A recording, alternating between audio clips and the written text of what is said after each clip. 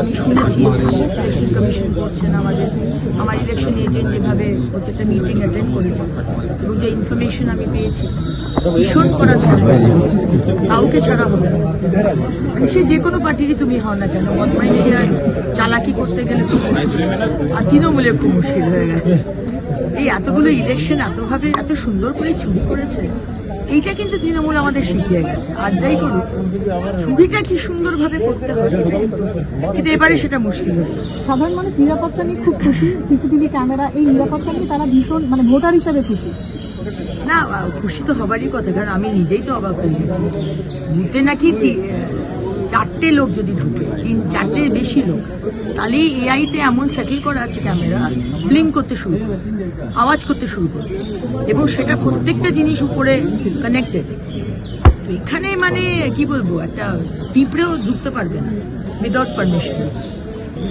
শান্তিপূর্ণ ভোট হবে কতটা আশাবাদী এখন তো সকাল? দেখুন, আমি আশাবাদী শান্তিপূর্ণ ভোট, এত ব্যবস্থা করা হয়েছে, এত দিনের প্রস্তুতি, এত মানুষের স্বপ্ন। শান্তিপূর্ণ ভোট আমাদের মাননীয় গৃহমন্ত্রী বারবার বলেছেন, জ্ঞানেশ কুমারজি বলছেন। কিন্তু আমার ডাউট লাগছে কোথাও, কারণ কি আমার কাছে খবর আসছে যে তৃণমূল লোডশেডিং করিয়ে দেবে, মাঝে কোথাও কোথাও লোডশেডিং করিয়ে রিগিং করার চেষ্টা করবে। কতটা করতে পারবে সেটা আমি বলছি না, কিন্তু ওরা লোডশেডিং করার চেষ্টা করবে। প্লাগ পয়েন্টে বলছি কাগজ ঢুকিয়ে দিয়েছে কোনো প্লাগ পয়েন্টে, এগুলো আগেকার স্ট্র্যাটেজি। প্লাগ পয়েন্টে কিছুক্ষণ বাদে প্লাগ পয়েন্টে নড়ে যাবে আর ক্যামেরা অফ হয়ে যাবে। আর নতুন ক্যামেরার টিম যতক্ষণে পাঠাবেন ততক্ষণ 45 মিনিট 1 ঘন্টা হয়ে গেছে। জায়গায় জায়গায় বোমাবাজি করা হয়, মানুষ যাতে না আসতে পারে, মানুষ যাতে ভয় পায়। এগুলো তো পুরোনো স্ট্র্যাটেজি, এগুলো তো করেই আসছে, এবারও তারা করবে, এটা আমার কাছে খবর।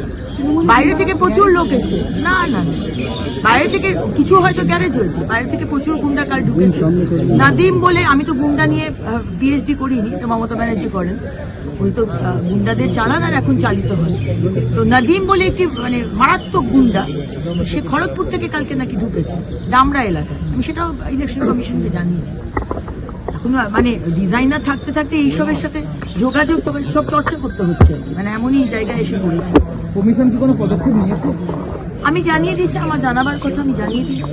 যেখানে যেখানে সকালবেলাতে শুনলাম আমাদের যে গর্গডাঙ্গার যে 2টো বুথ, সেখানে সুবীর ব্যানার্জি, যিনি জানেন আপনি হাফ প্যান্ট পরে আমাকে হেকল করতে এসেছিলেন, সেই সুবীর ব্যানার্জি গ্রামে গ্রামে গিয়ে থ্রেটেন করছে মানুষকে।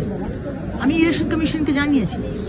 সুতরাং খবর আমাদের কাছে সঙ্গে সঙ্গে চলে আসছে। আপনি এখানকারই ভোটার, ছোট থেকে এখানেই ভোট দিয়েছেন, এই ভোটটা কতটা ভোটার হিসেবে আলাদা লাগছে আপনার কাছে? ভীষণ আলাদা। বাংলাকে তো বাঁচাতে হবে। আজকে বাংলায় কি অবস্থা বলুন তো, ছেলে মেয়েগুলোর কোনো চাকরি নেই। ফার্স্ট প্রায়োরিটি তো আমাদের চাকরি। এই রাত দিন মমতা ব্যানার্জি হিন্দু মুসলিম করে যাচ্ছে। এই দুর্গাঙ্গন, আরে দুর্গাঙ্গন করে কটা লোকের পেট চলবে? জগন্নাথ কালচারাল সেন্টার করে কটা লোকের পেট চলবে? এইসব এখন এগুলো গিমিকগুলো এখন আর চলে না।